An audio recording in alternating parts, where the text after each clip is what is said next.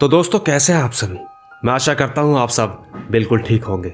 दोस्तों हाजिर है आप सभी के लिए लोगों के खुद के कुछ ऐसे किस्से, कुछ ऐसी कहानियां, कुछ ऐसे डरावनी बातें जो कि शायद वो किसी से बयां भी करे तो एक दो लोग ही होंगे जिन्हें वो इन सब के बारे में बता सकते हैं। लेकिन मुझे खुशी होती है कि मेरे जरिए वो अपना एक्सपीरियंस ज़्यादा लोगों तक पहुंचा पाते हैं। इनमें हमें डर के साथ साथ कुछ नई चीज़ों का भी पता चलता रहता है। हालांकि मैं दुआ करूंगा कि कभी भी किसी के साथ एक सेकंड के लिए भी ऐसा कुछ ना हो, क्योंकि ये सब चीज़ें हम सबकी समझ से बाहर हैं। लेकिन दूसरी तरफ इन सब चीज़ों का कोई अंत नहीं है।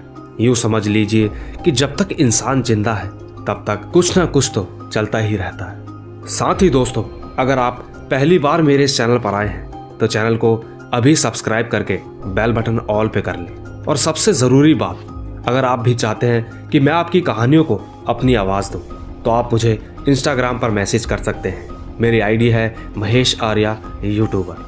तो दोस्तों बिना देरी किए जल्दी से अपने अपने हेडफोन लगाएं और शुरू हो जाए मेरे यानी महेश के साथ।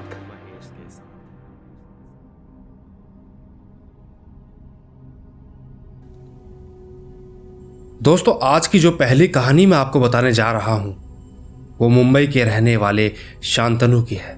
और ये हादसा तब उनके नानी माँ और मामा के साथ हुआ था जब शांतनु का जन्म ही हुआ था। उसे जन्मे हुए 1 साल हो चुका था। शांतनु के मामा उस समय टेम्पो ड्राइवर थे जो अक्सर अपने काम से देर रात ही वापस आया करते थे। वो जिस जगह रहते थे वो बिल्डिंग 10 बजे के बाद एकदम सुनसान हो जाती थी और जहां हम रहते थे वो फ्लोर 3रा था। ऐसे ही काम करते करते एक रात बड़ा अजीब हुआ। हर बार की तरह उस रात भी शांतनु के मामा देरी से घर लौट रहे थे, परंतु इस बार और दिन के मुताबिक वो ज़्यादा लेट हो गए थे। पूरे रास्ते वो आराम से घर लौटे, लेकिन जब वो बिल्डिंग के रास्ते से घर की तरफ आ रहे थे तो शांतनु की नानी बैल्कॉनी में खड़े होकर उनका इंतजार कर रही थी। उन्होंने देखा कि शांतनु के मामा आ रहे हैं। उन्हें राहत मिली, लेकिन उन्होंने ये भी देखा कि एक औरत गोद में लेकर अपने बच्चे के साथ ठीक उनके पीछे पीछे आ रही थी। उन्हें लगा कि इतनी देर रात कोई औरत अपना बच्चा लिए इस समय कहाँ से आ रही है। लेकिन जब शांतनु की नानी ने दरवाज़ा खोला तो देखा कि वो औरत 4th फ्लोर पर जा रही थी। पहली रात तो नानी ने ज़्यादा ध्यान नहीं दिया, लेकिन फिर 3-4 दिन तक यही चीज़ दोबारा होने लगी। इन चीज़ों को बढ़ता देख एक दिन शांतनु की नानी ने सतनाम के मामा से जब इस बारे में बात की तो वो कहने लगे कि कौन सी औरत, मुझे तो कोई औरत नहीं दिखी। ये सुन वो बेहद हैरान हो गई, क्योंकि बात ही कुछ ऐसी थी।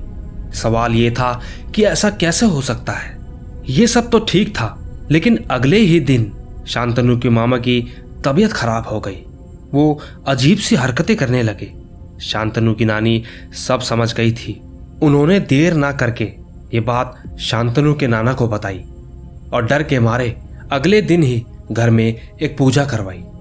तब जाकर पंडित ने बताया कि उन लोगों के ऊपर एक प्रेत की परछाई है जो कि तुम्हारे साथ अगर ज्यादा दिन रहती तो ना जाने क्या हो जाता। दोस्तों इसके बाद सतनाम के मामा जी को पंडित ने बाहर जाने से बिल्कुल मना कर दिया। ये बात सुनकर मामा ने उनसे पूछा कि क्या अब मैं बाहर ही नहीं जा पाऊंगा। तो पंडित जी ने कहा ऐसा नहीं है, तुम्हें कुछ वक्त तक घर पर ही रहना होगा, उसके बाद तुम जा सकते हो। साथ ही एक ताबीज भी उनके हाथ पर बांध दिया गया ताकि उनकी हिम्मत और साहस दोनों बना रहे। दोस्तों इसके बाद शांतनु के मामा दोबारा अपनी नौकरी पर जाने लगे और सब कुछ ठीक हो गया। उनके साथ दोबारा ऐसी कोई घटना नहीं हुई। और जब शांतनु बड़ा हुआ तो अक्सर उसकी नानी उसे ये कहानी बताया करती थी। आइए दोस्तों चलते हैं अपनी दूसरी कहानी की तरफ।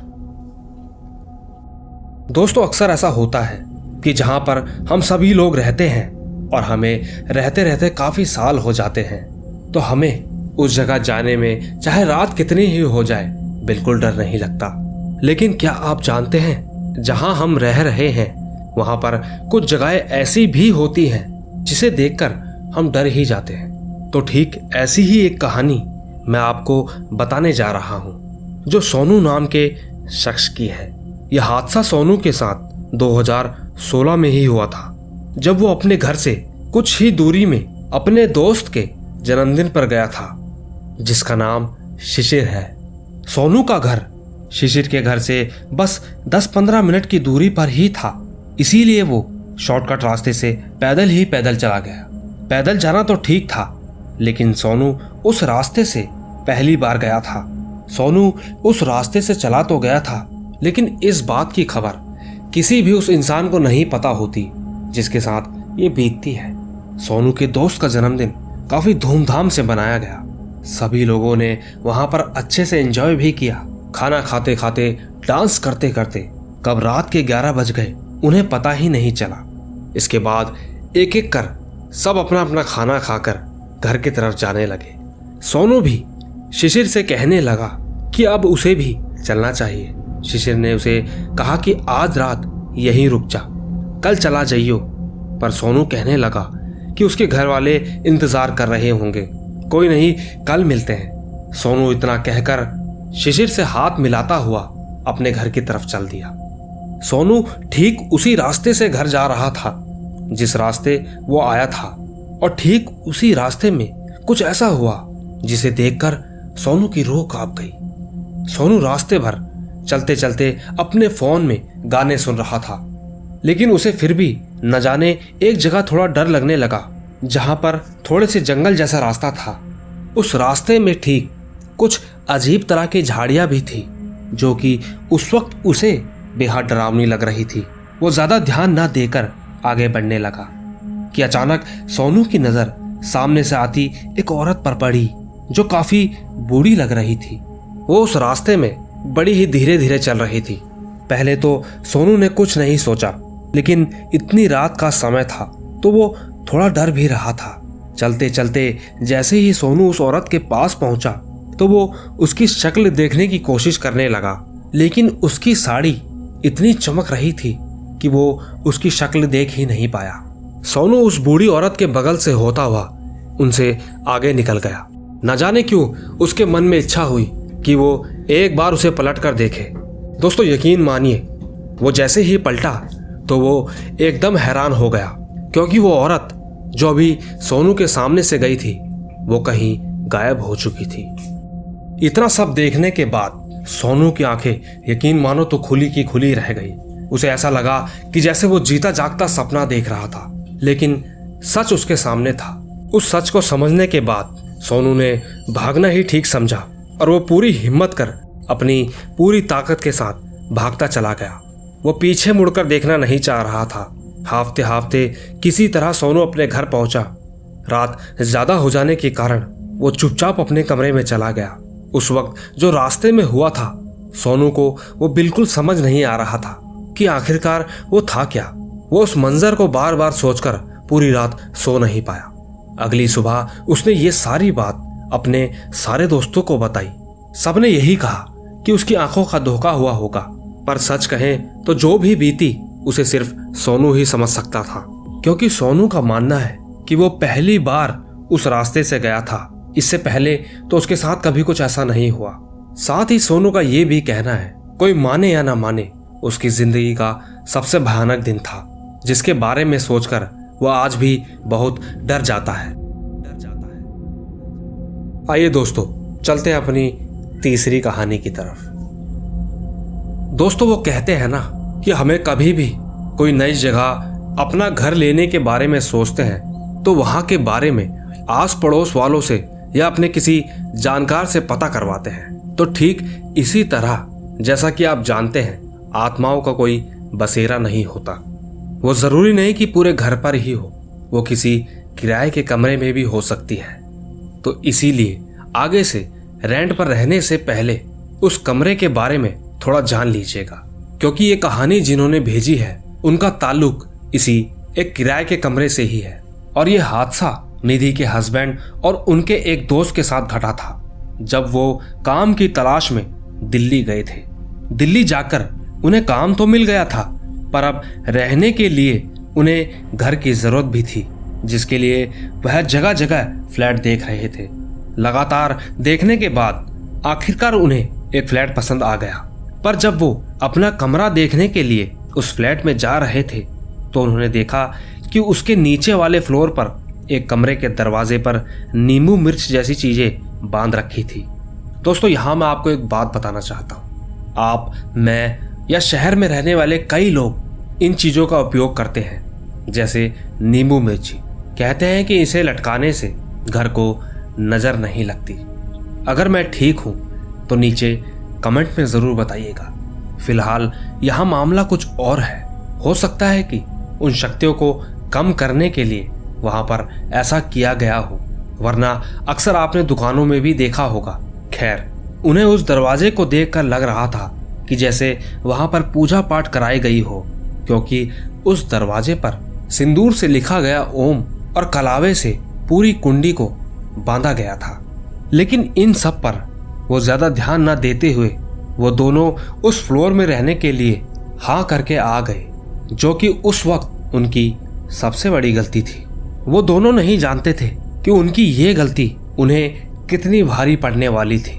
दोस्तों, पहले कुछ दिनों तक तो सब ठीक चलता रहा, पर जब वहां पर अजीब अजीब हरकतें होनी शुरू हो गई, जिसके चलते एक दिन की बात है जब निधि का हस्बैंड किचन में बर्तन धो रहा था और उसका दोस्त उस समय बाजार गया था कि तभी बार बार नल का पानी अपने आप बंद होता और अपने आप खुल जाता। ये सब देख निधि के हस्बैंड को लगा कि शायद उसका दोस्त आ गया है और वो ऐसी हरकतें कर रहा है। वो उसे देखने जैसे ही बाहर गया तो उसे ऐसा लगा कि जैसे कोई बहुत तेजी से एक परछाई उनके पीछे से निकल गई हो। यकीन मानो तो उस समय उन्हें बड़ा ही अजीब महसूस हुआ। वो भागकर अपनी बैल्कनी में गए और अपने दोस्त को फोन करने लगे। यकीन मानो वो इतने डर चुके थे कि जब तक उनका दोस्त घर नहीं आया तब तक वो डर के मारे बैल्कनी में ही खड़े रहे। और जब उनका दोस्त आया तो उन्होंने सारी बात उसे बताई। उसने ये क्या मजाक है कहकर बात टाल दी। लेकिन एक रात जब वही चीज दोबारा हुई तो दोनों चौंक गए। उस रात अचानक सोते सोते निधि के हस्बैंड का दोस्त जोर जोर से चीखने लगा। आवाज इतनी तेज थी कि निधि का हस्बैंड भी उठ गया। उसके पूछने पर उसने बताया कि एक चुड़ैल उनकी छाती पर बैठी थी, जो कि उनका गला दबा रही थी और ऐसा लग रहा था मानो कि एक पल को तो सांस आ ही ना रही हो। माहौल इतना डरावना हो चुका था कि वो दोनों समझ गए कि वहां कुछ ना कुछ तो ठीक नहीं है। और दोस्तों, ये तो आपको पता ही होगा कि जब इंसान को डर लगता है तो वो उस चीज से दूर भागना चाहता है। उन्होंने भी कुछ ऐसा ही किया। अगले दिन सुबह होते ही वो तुरंत बाहर की तरफ निकले और उसी दिन सेम डे उन्होंने कहीं और जाकर कमरा ले लिया। वैसे दोस्तों, कहा जाता है कि आज भी वो फ्लैट खाली ही रहता है। वैसे अक्सर लोग आते हैं वहां, पर ना जाने क्यों टिक नहीं पाते। आइए दोस्तों, चलते हैं अपनी चौथी कहानी की तरफ। दोस्तों, ये कहानी फिरदौश जेबा की है और ये हादसा भी काफी समय पुराना है, जब फिरदौश के माता पिता की शादी भी नहीं हुई थी। उस समय वो दोनों ही छुप छुप कर मिला करते थे, जिस बीच एक ऐसा हादसा हो गया जो बेहद खतरनाक था। हर बार की तरह फिरदौश के माता पिता एक आम के बाग में मिला करते थे और हमेशा की तरह फिरदौश की माँ की तीनों बहनें भी उनके साथ आया करती थी। पर उस दिन उन्हें वहां आम के बाग में ही काफी समय हो गया था और थोड़ा थोड़ा अंधेरा भी होने लगा था। ज्यादा देर होने के बाद फिरदौश की माँ की बहनें उन्हें यह कहकर चले गए कि समय ज्यादा हो गया है, हम चलते हैं, धीरे धीरे तुम भी फटाफट आ जाना। इतना कहकर वो लोग वहां से निकल गए। लेकिन दोस्तों, इसके बाद जो हुआ वो दिल दहला देने वाला था। थोड़ी देर बाद फिरदौश की माँ भी कहने लगी कि चलो हमें भी चलना चाहिए। तो ठीक वो दोनों भी अपने अपने रास्ते से घर की तरफ चलने लगे। फिरदौश की माताजी थोड़ी दूर चली ही होगी कि उन्हें ऐसा लगा कि कोई आदमी सामने पेड़ पर चढ़ा हुआ है, जो कि आम तोड़ने की कोशिश कर रहा है। उन्हें ठीक से तो नहीं दिख रहा था, लेकिन पत्ते लगातार हिल रहे थे। उन्हें लगा कि इतनी रात गए कहीं कोई बच्चा तो नहीं है। तो वो उस तरफ देखकर आवाज मारने लगी, लेकिन उधर से कोई कुछ नहीं बोला। और उनके देखते ही देखते अचानक आम के पेड़ से एक परछाई निकली, जो कि फिरदौस की माँ के सामने आकर गायब हो गई। उसके गायब होते ही लगातार बस हंसने की आवाजें ही आती रही। ये सब सुनकर वो इतना घबरा गई कि वो सीधा बिना कुछ सोचे समझे घर की तरफ भागी। वो उस वक्त पीछे मुड़कर भी नहीं देखना चाहती थी, क्योंकि वो समझ चुकी थी कि ये जरूर कोई शैतानी ताकत है। जैसे तैसे वो घर पहुंची और घर पहुंचकर उन्होंने ये बात अपनी बहनों को बताई, तो उनकी बहनें भी हैरान रह गई। इसके बाद उन्होंने अल्लाह का शुक्र अदा किया कि उन्हें कोई नुकसान नहीं पहुंचा था, वरना न जाने उस दिन उनके साथ क्या हो सकता था। दोस्तों, आखिरकार वो क्या था? अगर आपको मालूम है तो नीचे कमेंट में जरूर बताइएगा। तब तक चलते हैं हम अपनी आज की आखिरी कहानी की तरफ। नमस्कार दोस्तों, मेरा नाम नसीम है और मैं उत्तर प्रदेश का रहने वाला हूँ। मैं हमेशा आपकी कहानियाँ सुनता रहता हूँ, जो कि मुझे बेहद पसंद आती हैं। लेकिन आज मैं भी अपना एक किस्सा बताने वाला हूँ, जो उस समय हुआ था जब मेरी उम्र 16 वर्ष की थी। हर बार की तरह उस रात भी मैं रेडियो लेकर छत पर एक चारपाई के सहारे लेटा हुआ था। उस समय मैं मैच की कमेंट्री सुन रहा था। लगभग समय 6 बज रहे थे और थोड़ा थोड़ा अंधेरा भी छाने लगा था। कुछ देर तक तो सब कुछ ठीक था। मेरी माँ मुझे लगातार खाना खाने के लिए आवाज मार रही थी, पर मैं उनकी आवाज को नजरअंदाज करके बस रेडियो को सुनते जा रहा था। लेकिन मैं कहाँ जानता था कि उस रात मेरे साथ क्या होने वाला था। मैं आराम से लेटा हुआ था और अचानक मेरी नजर छत के किनारे पर पड़ी, जहां से एक जला हुआ हाथ मेरी तरफ बढ़ रहा था।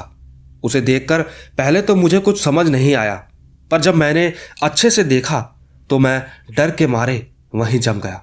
मेरे हलक से आवाज आनी बंद हो गई। सच कहूं तो मैं उस वक्त बहुत डर गया था, क्योंकि मैं वहां से हिल भी नहीं पा रहा था। और देखते ही देखते वो हाथ मेरी तरफ बढ़ा और मुझे उठाकर पलंग से नीचे फेंक दिया। मैं जल्दी से उठकर भागा। मुझे चोट भी लगी थी, लेकिन उस वक्त मुझे अपनी जान के आगे कुछ भी नहीं दिख रहा था। मैं भागकर नीचे चला गया और जो मैंने देखा, मैं दंग रह गया। मेरे घर वाले सब सो चुके थे। मैं हैरान था कि अभी तक मेरी माँ मुझे आवाज दे रही थी और फिर एकदम से ऐसा कैसे हो सकता है। मैं जोर से चिल्लाया। मेरी आवाज बहुत डरी हुई थी। उस आवाज को सुनकर सब बाहर आ गए और मुझसे पूछने लगे कि क्या हुआ। मैंने ये सारी बात सबको बताई। सब मिलकर मेरे साथ छत पर गए। छत पर पहुंचने के बाद वहां पर ऐसा कुछ नहीं था जैसा मैंने सबको बताया था, लेकिन मुझे चोट तो लगी ही थी, जिसकी वजह से सबको लगा कि कुछ तो जरूर हुआ है। मुझे सब के सब अंदर ले गए, लेकिन अंदर जाने के बाद मैं और हैरान हो गया, क्योंकि जब मैंने दीवार पर लगी घड़ी की तरफ देखा तो उसमें 1 बज रहा था। ये सब देखकर मैं चौंक गया था। उस वक्त मेरे मन में एक ही सवाल था कि जाने समय इतना कैसे हो गया था। मुझे समझ नहीं आ रहा था कि मेरे साथ क्या हो गया था। इसके बाद कुछ दिन तक तो मैं छत पर नहीं गया और फिर ऐसा कभी नहीं हुआ। दोस्तों, उस दिन समय का यूं बढ़ जाना, सबका अचानक सो जाना, जो भी हुआ मुझे कुछ समझ नहीं आया। लेकिन इसके बाद से मैं कभी भी छत पर ज्यादा देर तक नहीं रुका। वैसे अब मेरी शादी हो गई है और मेरे 2 बच्चे भी हैं, पर आज भी जब मैं वो रात याद करता हूँ, आपको यकीन ना आए शायद, लेकिन मेरी शक्ल पर वो डर साफ दिखता है। तो दोस्तों, देखा आपने, हुआ तो नसीम के साथ कुछ हटके ही था, लेकिन नसीम के साथ जो भी हुआ, ये सिर्फ उसका एक सपना था या हकीकत, ये आप कमेंट में ज़रूर बताइएगा। और साथ ही अगर आपको कहानी अच्छी लगी हो तो इसे लाइक, शेयर और कमेंट करना तो बिल्कुल ही मत भूलिएगा। मैं आपका कमेंट में इंतज़ार करूँगा। बाकी मिलते हैं कुछ और नई डरावनी कहानियों के साथ। तब तक के लिए बाय बाय।